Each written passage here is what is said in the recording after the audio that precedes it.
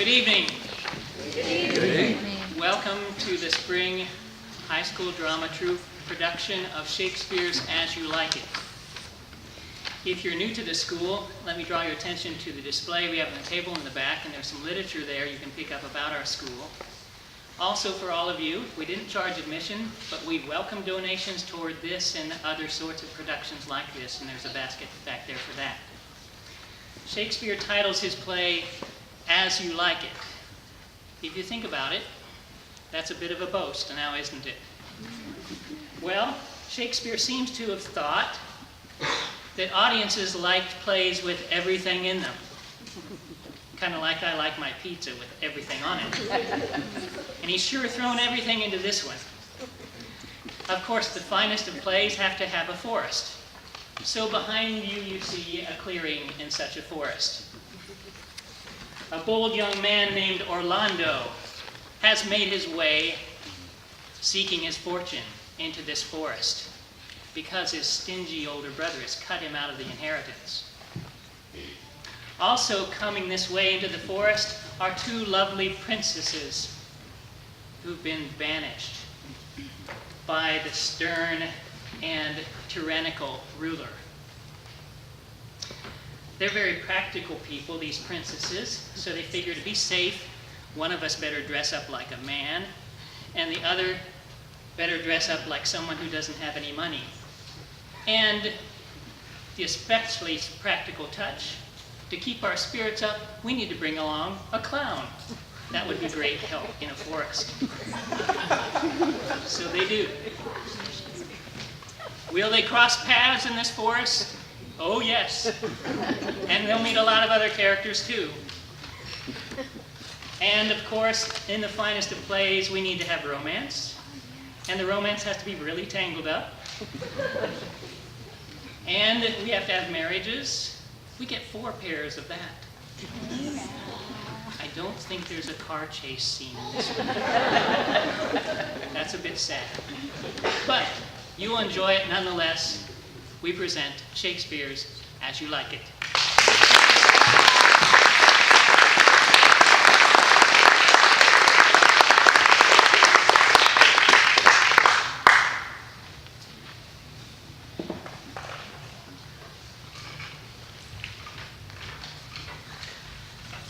As I remember, Alma, it was upon this fashion, bequeathed me by will, charged my brother on his blessing to keep me well. And there begins my sadness. He keeps me rustically at home, or to speak more properly, stays me here at home unkept. His horses are bred better. Yonder comes my master, your brother. Go apart, Alma, and thou shalt hear how he will shake me up. Know whom you are before, sir. I know that you are my eldest brother, and in the gentle condition of blood, you should so know me. The courtesy of nations allows you my better, in that you are the firstborn, but the same tradition takes not away my blood. Were there 20 brothers betwixt us? What, boy? Come, elder brother, you are too young in this. Wilt thou lay hands on me? Villain! I am no villain. I am the youngest son of Sir Roland de Bois. He was my father, and he is thrice a villain that says such a father begat villains. Sweet masters, be patient, for your father's remembrance be at accord. Let me go, I say! I will not till I please. You shall hear me. My father charged you in his will to give me good education. You have trained me like a peasant. I will no longer endure it. Therefore, give me such allowance as may become a gentleman. Or give me the poor lottery my father left me by testament. With that, I will go buy my fortunes. And what wilt thou do? Beg when that is spent? Well, sir, get you in. I will not long be troubled with you. You shall have some part of your inheritance. I pray you, leave me. Alma. Calls your worship. Was not Charles, the Duke's wrestler, here to speak with me? So please you, he is here at the door and craves access to you. Call him in.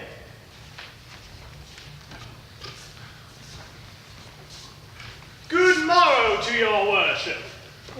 Good Monsieur Charles. What's the news at the new court? There's no news at the court, sir, but the old news. That is, the old Duke is banished by his younger brother, the new Duke, and 3 or 4 loving lords have put themselves in voluntary exile with him. Can you tell if Rosalind, the Duke's daughter, be banished with her father? Oh no, for the Duke's daughter, her cousin, so loves her, being ever from their cradles bred together, that she would have followed her exile, or have died to stay behind her. Where will the old Duke live? They say he is already in the forest of Arden, and many merry men with him, and there they live like the old Robin Hood of England. They say more young gentlemen flock to him each day. What? You wrestle tomorrow before the new Duke? Marry do I, sir, and I came to acquaint you with the matter. I am given secretly to understand that your younger brother, Orlando, hath a disposition to come against me to try a fall. Tomorrow, sir, I wrestle for my credit, and he that escapes me without some broken limb shall acquit him well. Your brother is but young, and I would be loath to foil him. Therefore, out of my love to you, I have come hither to acquaint you with all, that you might stay him from his intent. Charles, I thank thee for thy love to me. I had myself notice of my brother's purpose herein, and have by underhand means labored to dissuade him from it. But he is resolute. I'll tell thee, Charles, he is the stubbornest young fellow of France, full of ambition, a secret and villainous contriver against me, his natural brother. Therefore, use thy discretion. I had as lief thou didst break his neck as his finger. I am hearty glad I came hither to you. If he come tomorrow, I'll give him his payment. God keep your worship. Farewell, good Charles.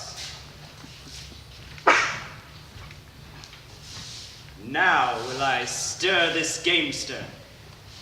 I hope I shall see an end of him, for my soul, yet I know not why, hates nothing more than he.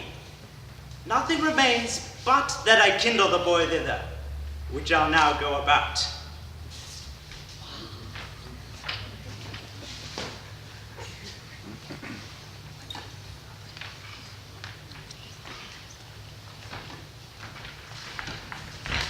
Mademoiselle LaBelle, what's the news? Ladies, you have lost much good sport. I would tell you of good wrestling, which you have lost the sight of. First, there came an old man with his 3 sons. The eldest of the 3 wrestled with Charles, the Duke's wrestler, which Charles in a moment threw him and broke 3 of his ribs. So he served the second, and so the third. Yonder they lie, poor old man, their father, making such pitiful dole over them, that all the beholders take his part with weeping. Shall we see this wrestling, cousin? You must if you stay here, for here's the place appointed for the wrestling, and they're ready to perform it. Yonder, sure they're coming. Let us now stay and see it. Since the youth will not be entreated, his own peril on his frowardness. Is yonder the man? Even he, madame. Alas, he is too young, yet he looks successfully. How now, daughter and cousin? Are you crept hither to see the wrestling? Aye, my liege, so please you give us leave. Young man, have you challenged Charles the wrestler? No, fair princess. He's the general challenger. I come as others do, to try with him the strength of my youth. Young gentlemen, your spirits are too bold for your years. You have seen cruel proof of this man's strength. We pray you for your own sake to embrace your safety and give over this attempt. Do, young sir. We will make it our suit to the Duke that the wrestling might not go forward. I pray you, punish me not with your hard thoughts, but let your fair eyes and gentle wishes go with me to my trial. The little strength that I have, I would it were with you. And mine with hers. Fare you well. Come, where is this young gallant that is so desirous to lie with his mother Earth? Ready, sir? You shall try but one fall. Now Hercules, be thy speed, young man.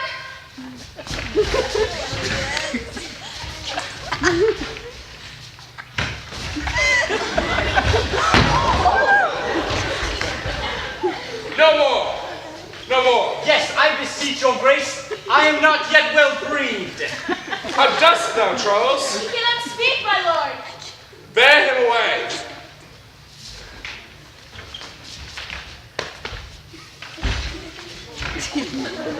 What is thy name, young man? Orlando, my liege, the youngest son of Sir Roland de Bois. I wouldst thou had told me of another father. The world esteems thy father honorable, but I found him my enemy still. Thou would have pleased me better with this deed had thou descended from another house.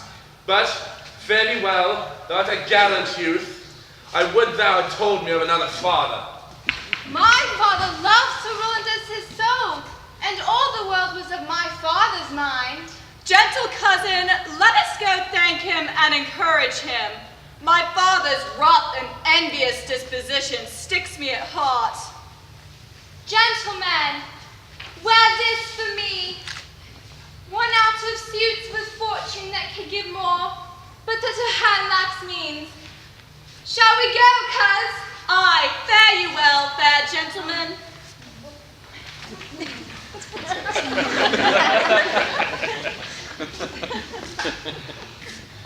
What passion hangs these weights upon my tongue? I cannot speak to her, yet she urged conference. Oh, poor Orlando, thou art overthrown. Or Charles, or something weaker, nasty. Good sir, I do in friendship counsel you to leave this place, albeit you have deserved high commendation, true applause, and love. Yet such is the Duke's condition that he misconstrues all that you have done. I thank you, and pray you tell me this. Which of the two is daughter of the Duke that was here at the wrestling? The taller was his daughter, the smaller was the daughter of the banished Duke, here detained for her usurping uncle, to keep his daughter company, whose love are dearer than the natural bond of sisters. But I can tell you that of late, the Duke hath taken this pleasure against his gentle niece, grounded upon no other argument, but that the people praise her for her good virtues, and pity her for her good father's sake. I rest much bounded to you. Fare you well.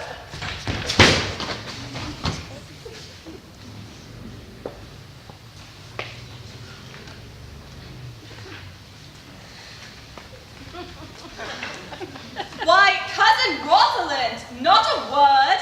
Not one to throw it to dog.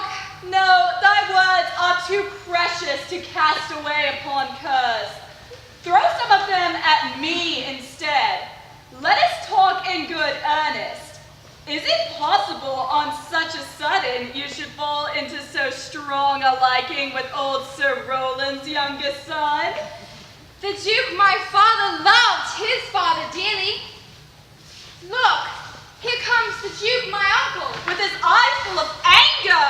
Now, mistress, dispatch you with your safest haste. Get you from our court.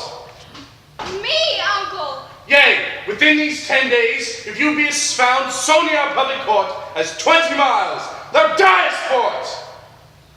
I do beseech your grace. Let me know the knowledge of my fault. Never so much as in thought did I Thus do all traitors. That it suffice thee that I trust thee not. Yet your mistrust cannot make me a traitor.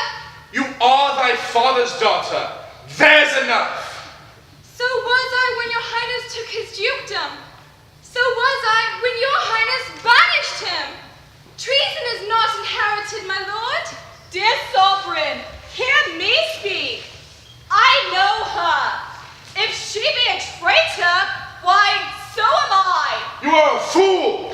She robs thee of thy name, and you will show more bright and seem more virtuous when she is gone. Pronounce that sentence then on me, my liege. You are a fool. Now, niece, provide yourself. If you had stayed this time, upon mine honor and in greatness of my word, you die.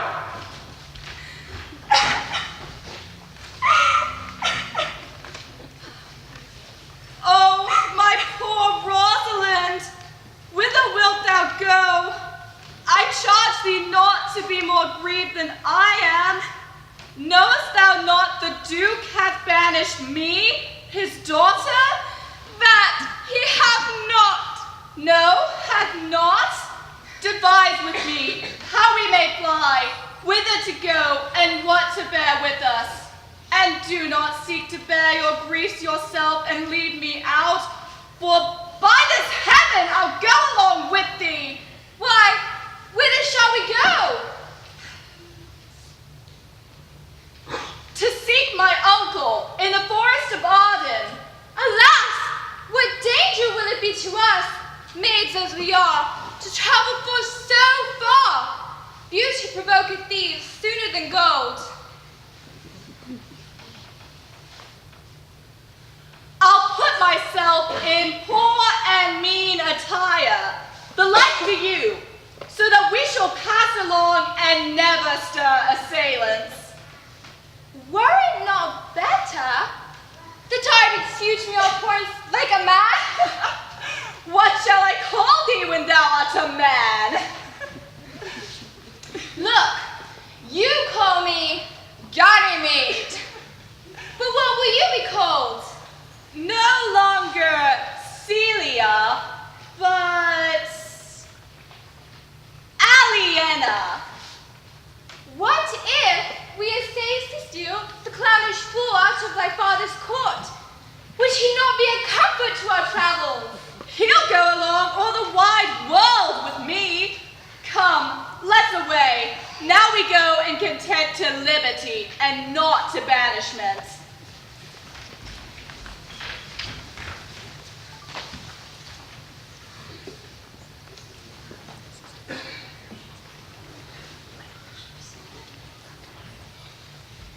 What? My master! Oh, my gentle master! Why, what's the matter? Come not within these doors. Within this roof the enemy of all your graces lives. Your brother! He hath heard your praises, and this night he means to burn the lodging where you used to lie, and you within it. If he fail that, he will have other means to cut you off. I overheard him. Do not enter. Whither wouldst thou have me go? No matter, so you come not here. What? Wouldst thou go and have me beg my food? Do not so. I have 500 crowns I've saved from your father. Take that. Be comfort to me. Here is the gold. All this I give you. Let me be your servant. Though a woman, yet I am strong. I'll do the service of a man. Oh, good Alma, come, we'll go along together, and ere we have thy wages spent, we'll light upon some settled low content. Dear master, go on, and I will follow thee to the last gasp with truth and loyalty.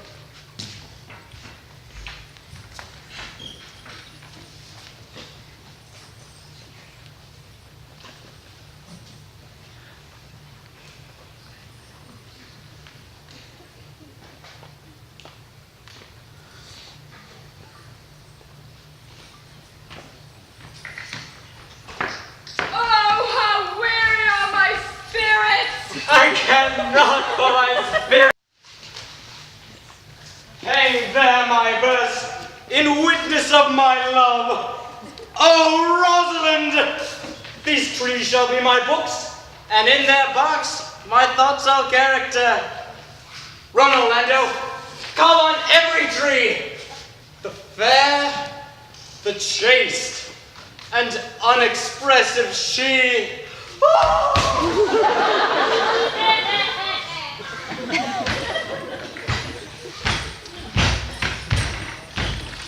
And how do you like this shepherd's life, Master Touchstone? Ha! Truly, shepherd, in respect of itself, it is a good life. But in the respect that it is a shepherd's, it is not. Wast thou ever at court, shepherd? No, truly. No. Then thou art damned. Nay, I hope. Truly, thou art damned. Like in roasted egg, all on one side.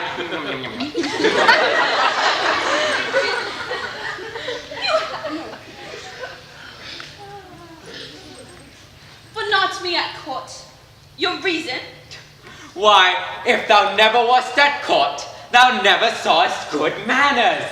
If thou never sawest good manners, then thy manners must be wicked. And wickedness is sin, and sin is damnation.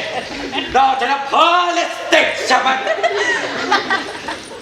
Not a whit, Touchstone. Those that are good manners at the court, as ridiculous in the country, as the behavior of the country is most remarkable at the court. You told me you salute not at the court, but you kiss your hands. That courtesy be uncleanly if courtiers were shepherds. Why, we are still handling our ewes, and their bells are greasy. Why, do not courtiers' hands sweat? And is not the grease of mutton as wholesome as the sweat of a man? Shallow, shallow. A better instance, I say. Come! Besides, our hands are hard. Your lips will feel them the sooner. You have too courtly wit for me. I'll rest. Wilt thou rest down? God help thee, shallow woman! Sir, I am a true laborer. I earn that I eat. Get that aware. Oh man, no hate. Envy no man's happiness. Here comes young Master Ganymede, my new mistress brother.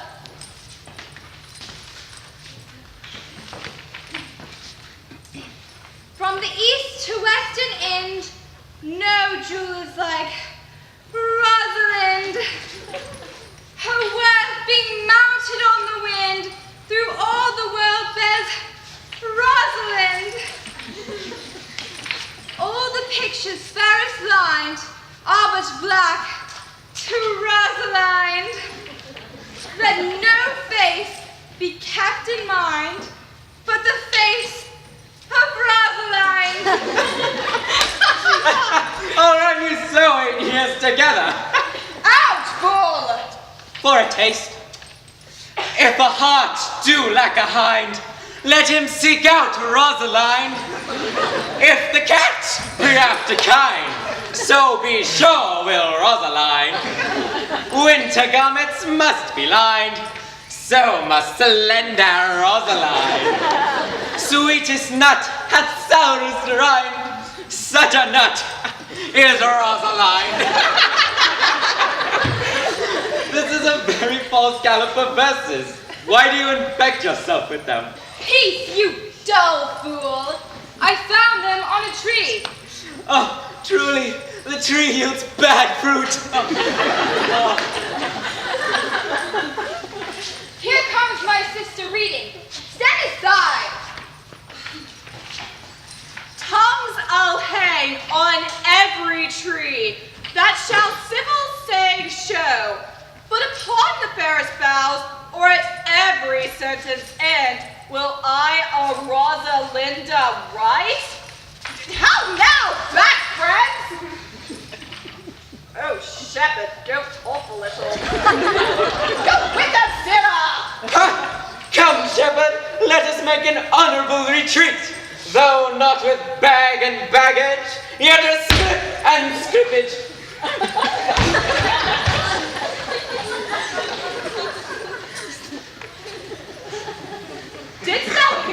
verses? Oh yes, I've heard them all and more. But didst thou hear them without wondering how thy name should be hanged and carved on these trees? Know you who hath done this? Is it a man? And a chain that you once wore about his neck change you color? Good my complexion. Dost thou think, though I am clothed like a man, that I have doublets and hose in my disposition? I prithee, take the cork out of thy mouth, that I may drink thy tidings.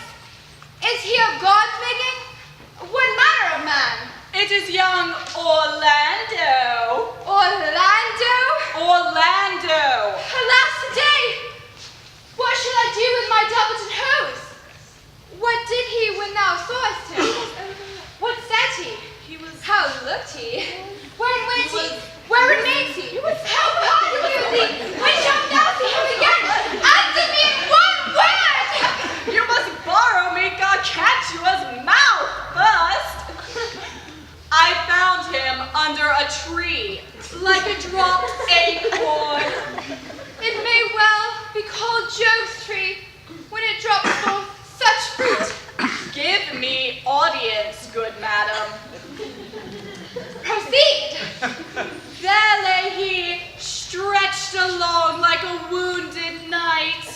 Though it be pity to see such a sight, it well becomes the ground. He was furnished like a hunter. Oh, ominous! He comes to kill my heart! Saul, comes he not here? 'Tis he! I thank thee for your company, but, good faith, I'd as lief been myself alone. And so had I, and yet for fashion's sake, I do thank you for your society. I do wish that we may become better strangers. I pray thee, mar no more trees by writing love songs on their barks. I pray you, mar no more of my verses with reading them ill-favoredly. Rosalind be thy love's name? Yes, just. I do not like her name. There was no thought of pleasing you when she was christened. What stature is she of? Just as high as my heart. You are full of pretty answers. The worst fault you have is to be in love. It is a fault I would not change for your best virtue. I am weary of you. By my troth, I was seeking a fool when I found you. He is drowned in the brook. Look but in and thou shalt see him. There I shall see my own figure. Which I take to be either a fool or a cipher. I'll tarry no more with you. Farewell, good Signor Love. I am glad of your departure. Adieu, Monsieur Melancholy. I will speak to him like a saucy lackey. Do you hear, Forrester? Very well. What would you? I pray you, what is it o'clock? You should ask me what time of the day. There is no clock in the forest. Then there's no true lover in the forest. Else sighing every minute and groaning every hour would detect the lazy foot of time as well as the clock. And why not the swift foot of time? Had that not been as proper? By no means, sir.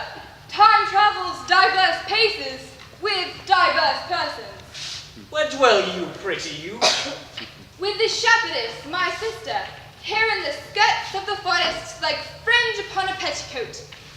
There is a man haunts the forest that abuses our young plants with carving Rosalind on their barks, hangs odes upon hawthorns and elegies on brambles, all deifying the name of Rosalind.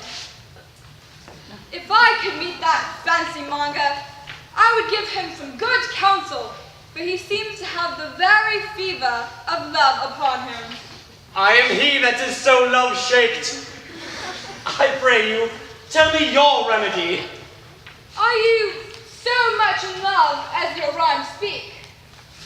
Neither rhyme nor reason can express how much.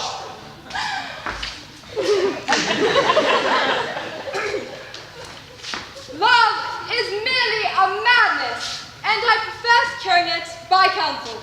Did you ever cure any so? Yes, one, and in this manner. He was to imagine me his love, his mistress, and I set him every day to woo me, at which time I would be changeable, longing, proud, full of tears, full of smiles, would now like him, now loathe him, then entertain him, then forswear him, then weep for him, then spit at him, and thus I cured him. I would not be cured, youth. I would cure you if you would but call me Rosalind and come every day to my cot and woo me. Tell me where it is. Go with me to it. With all my heart, good youth. Nay, you must call me Rosalind. Come, sister, we go.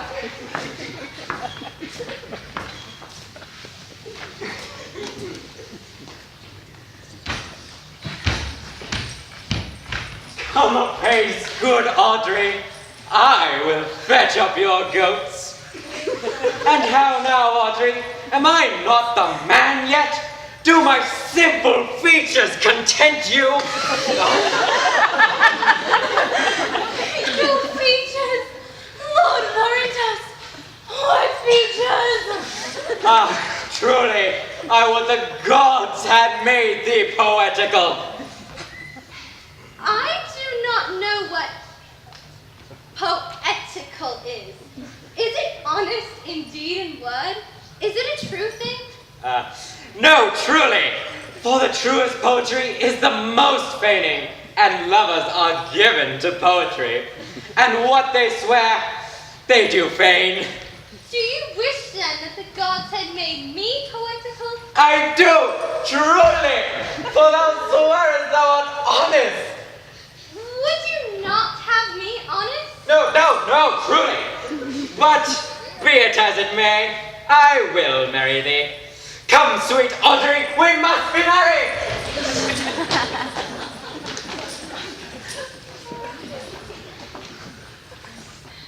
Never talk to me. I will weep. Have the grace to consider that tears do not become a man. But why did he swear he would come this morning and comes not?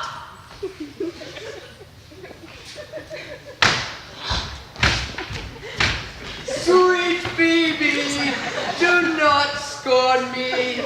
Do not, Phoebe. If you love me not, say not so in bitterness. The common executioner falls not the axe upon the humble neck, but first begs pardon. I would not be thy executioner. I fly thee, for I would not injure thee. Thou tellest me there is murder in mine eye. Now I do frown on thee with all my heart, and if mine eyes could wound, now let them kill thee. Oh, Now counterfeit. Why not go down? Oh, for shame, for shame. Lie not to say mine eyes are murderers. Scratch thee but with a pin, and there remains some scarlet. But mine eyes, which have darted at thee, hurt thee not. Nor, am I sure, is there any power in eyes that can do hurt. sweet Phoebe, if ever you meet in some fresh cheek the power of fancy, then you shall know the wounds invisible that love's keen arrows make.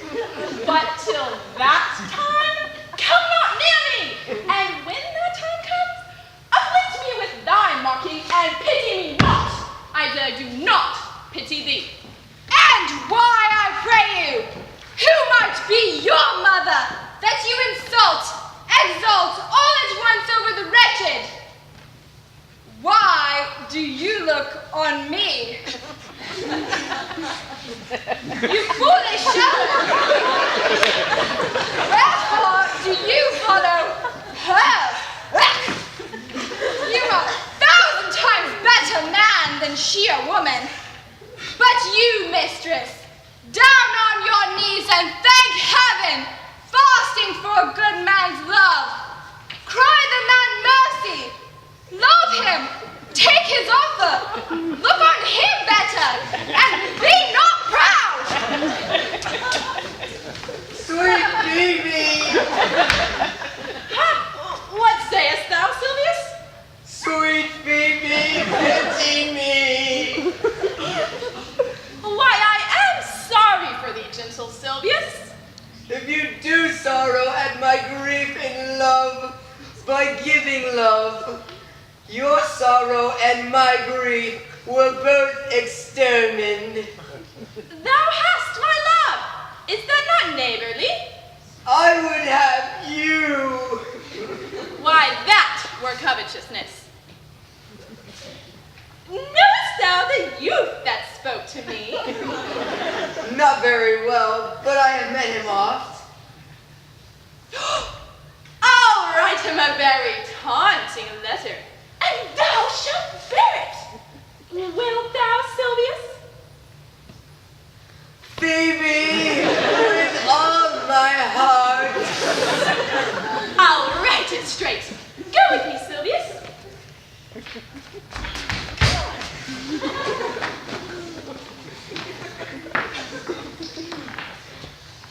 I prithee, youth, I would be better acquainted with thee. They say you are a melancholy fellow. I am so, but it is a melancholy of mine own, compounded of many objects, indeed the sundry contemplations of my travels. A traveler! You have great reason to be sad then. To have seen much and to have nothing is to have rich eyes and poor hands. Yet I have gained my experience. And your experience makes you sad.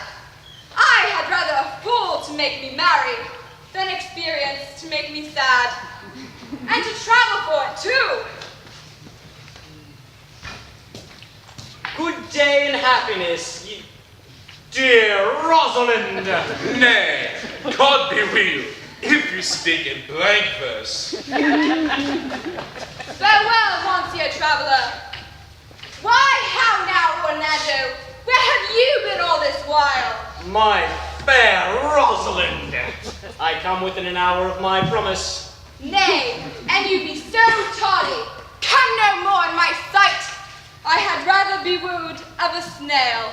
Of a snail? I of a snail. Come, woo me, for now I'm in a holiday humor, and like enough to consent. What would you say to me were I your very Rosalind? I would kiss before I spoke. Nay, you were better speak first. Am I not your Rosalind? I take some pleasure to say you are, because I would be talking of her.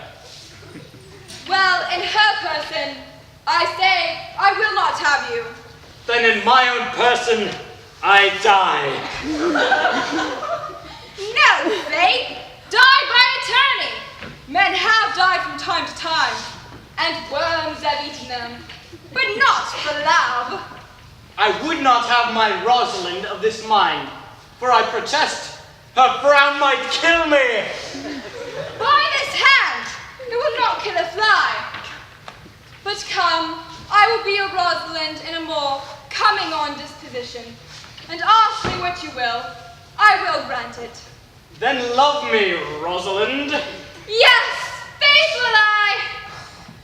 Fridays, Saturdays, and all. And wilt thou have me? I am 20 such. What sayest thou? Are you not good? I hope so. Why then, can one desire too much of a good thing? Come, sister, you shall be priest and marry us. Give me your hand, Orlando. What do you say? I assure you. Well then, take a good heart and counterfeit to be a man. So I do, but faith, I should have been a woman by right. Come, you look paler and paler. Pray you draw homewards. Good sir, go with us.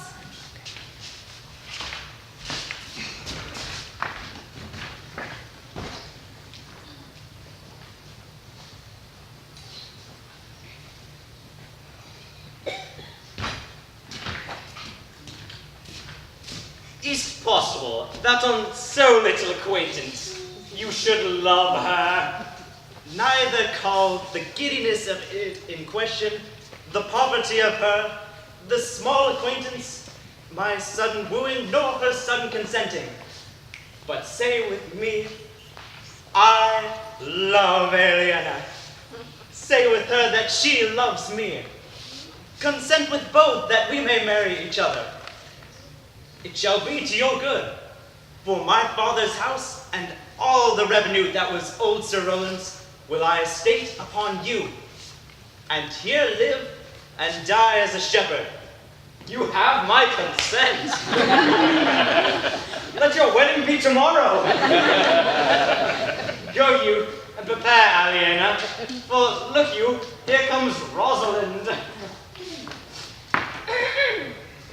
God save you, brother. And you, fair sister. Oh, my dear Orlando, how it grieves me to see thee wear thy heart in a scarf. It is my arm. Did your brother tell you how I am counterfeited to swoon when he showed me your bloody bandage? Aye, and greater wonders than that. Oh, I know where you are. Nay, 'tis true, there never was anything so sudden. Your brother and my sister are in the very wrath of love, and they will be together. Clubs cannot pass them. They shall be married tomorrow. But oh, how bitter a thing it is to look into happiness through another man's eyes. Why then tomorrow I cannot serve your turn for Rosalind? I can live no longer by thinking. I will weary you no longer with idle talking. Believe then that I can do strange things. I have, since I was 3 years old, conversed with a magician, most profound in his art, and yet not damnable. If you do love Rosalind, when your brother marries Aliena, shall you marry her? Speakest thou in sober meanings? By my life I do. You will be married tomorrow to Rosalind, if you will. Look, here comes a lover of mine, and a lover of hers. Good youth, you have done me much ungentleness to show the letter that I writ to you. I cannot. You are there followed by a faithful shepherd. Look upon him, love him, he worships you. Good shepherd, tell this youth what it is to love. It is to be made of sighs and tears. And so I am for Phoebe. And I for Ganymede. And I for Rosalind. And I for no woman. It is to be all made of fantasy, all made of passion, and all made of wishes. All adoration, duty, and obedience. All patience and impatience. All purity, all trial. And so I am for Phoebe. And I for Ganymede. And I for Rosalind. And I for no woman. If this be so, why blame you me to love you? If this be so, why blame you me to love you? If this be so, why blame you me to love you? Why do you speak to? Why blame you me to love you? To her that is not here, nor doth not hear. I pray you, no more of this. I will help you if I can. I would love you if I could. Tomorrow, meet me all together. I will marry you if ever I marry woman, and I'll be married tomorrow. I will satisfy you if ever I satisfy man, and you'll be married tomorrow. I will content you if what pleases you contents you, and you shall be married tomorrow.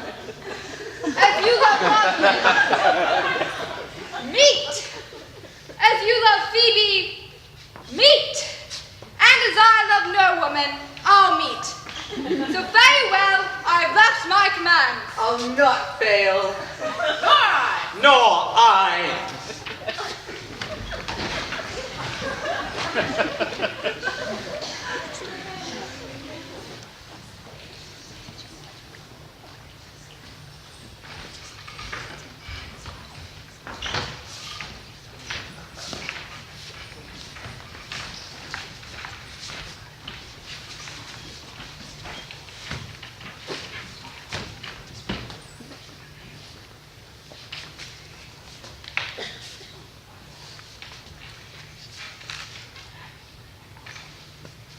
Dost thou believe, Orlando, that the boy can do all this that he hath promised? I sometimes do believe, and sometimes do not. As those that fear do hope, and know they fear. I do remember in this shepherd boy some lively touches of my daughter's favor. My lord, first time I ever met him, methought he was a brother to your daughter. But, my good lord, this boy is forest born. There is, sure, another flood toward, and these couples are coming to the ark. Look, here comes a very strange pair of beasts which, in all tongues, are called fools.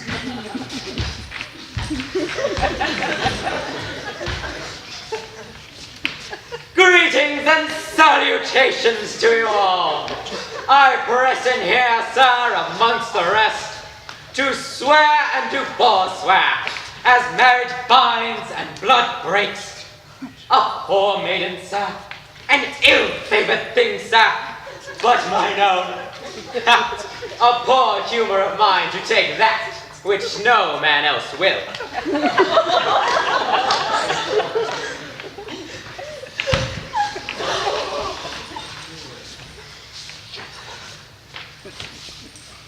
Good Duke, receive thy daughter, that thou mightst join her hand with his, whose heart within her bosom is. To you I give myself, for I am yours. To you I give myself, for I am yours. If there be truth in sight, you are my daughter. If there be truth in sight, you are my Rosalind. If sight and shape be true, why then my love a Jew. I have no father if you be not he. I have no husband if you be not he. Peace ho, I bar confusion. 'Tis I must make conclusion of these most strange events. Here's 8 that must take hands to join in marriage bands. If truth holds true contents, you and you no cross shall part. You and I are heart in heart. You to his love must accord, or have a woman to your lord.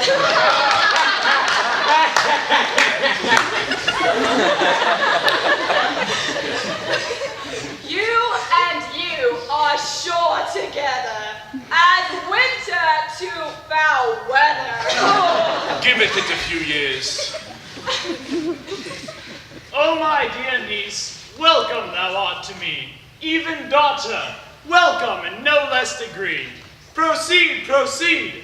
We will begin these rites. As we do trust, they'll end in true delight.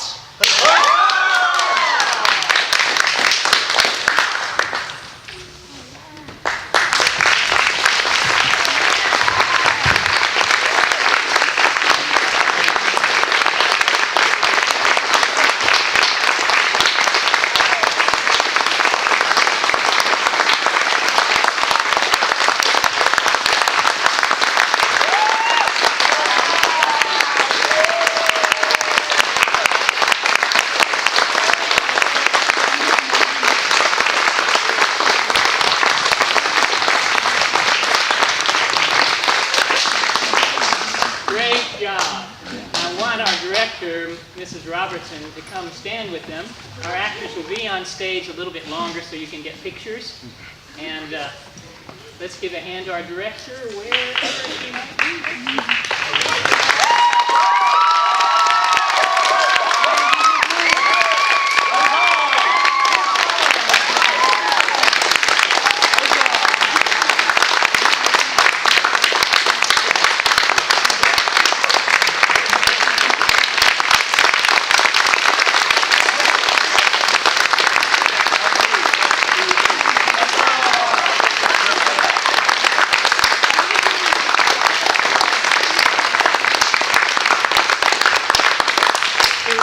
Appreciate what happens here, you have to see the early rehearsal.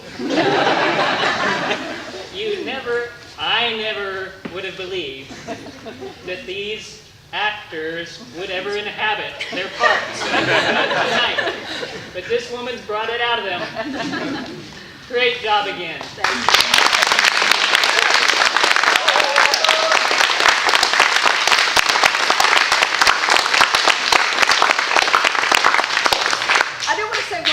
Except for the very first year when Mr. Maynard took on the junior high to do Much Ado About Nothing, and I was his assistant. This is the youngest group that we've ever had. We have some junior high players that joined in, and a lot of freshmen and sophomores. So they have come a long way, worked so hard, and I am so proud of them.